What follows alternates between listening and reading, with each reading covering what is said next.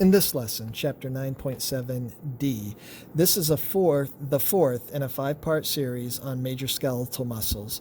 In this section, we're going to look closer at the abdominal wall, pelvic floor, and perineum.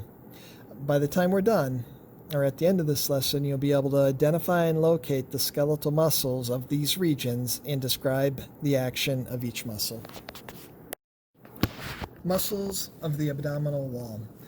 The walls of the chest and pelvic regions are supported directly by bone, but those of the abdomen are not. Instead, the anterior and lateral walls of the abdomen are composed of layers of broad, flattened muscles. These muscles connect the rib cage and vertebral column to the pelvic girdle. A band of tough connective tissue called the linea alba extends from the xiphoid process of the sternum to the pubic symphysis. It is an attachment for some of the abdominal wall muscles. Contraction of the abdominal muscles decreases the volume of the abdominal cavity and increases the pressure inside, which is transferred upwards to the thoracic cavity. This action helps to move air out of the lungs during forceful exhalation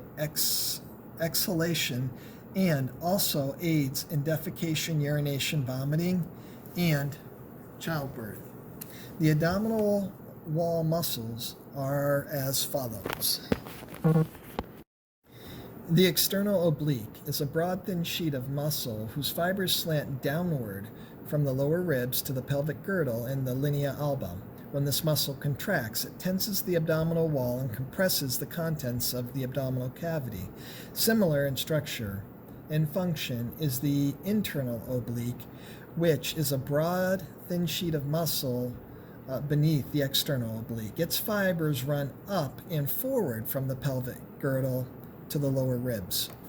The transverse abdominis forms a third layer of muscle beneath the external and internal obliques. Its fibers run horizontally from the lower ribs, lumbar vertebrae, and ilium to the linea alba and pubic bones. It functions in the same manner as the external and internal obliques. The rectus abdominis is a long strap-like muscle that connects the pubic bones to the ribs and sternum. 3 or more fibrous bands cross the muscle transversely, giving it a segmented appearance. The muscle functions with other abdominal wall muscles to compress the contents of the abdominal cavity, and it also helps to flex the vertebral column. Muscles of the pelvic floor and perineum. A muscular sheet, the pelvic floor, supports the pelvic viscera. Inferior to the pelvic floor is the perineum, the lowermost part of the trunk, which contains the anal canal, anus, urethra, and external genital organs.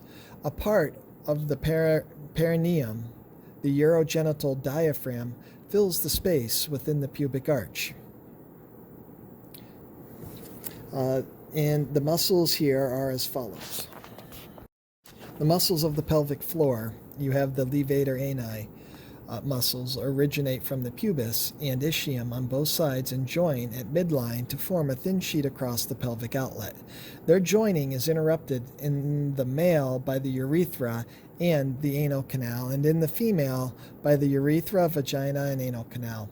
These muscles help support the pelvic viscera and provide sphincter-like action in the anal canal and vagina. The coccygeus is a fan-shaped muscle that extends between the ischial spine and the coccyx and sacrum and aids the levator ani. The urogenital diaphragm.